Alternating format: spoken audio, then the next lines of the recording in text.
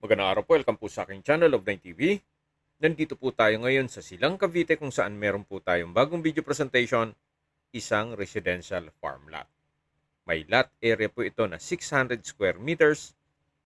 Mula po Barangay Road, ito po'y inner lot.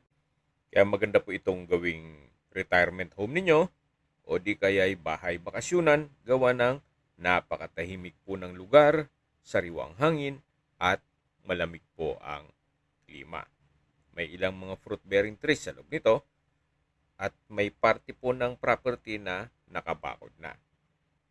Tungkol naman sa dokumento nito, ito'y tax declaration at ready na po for titling.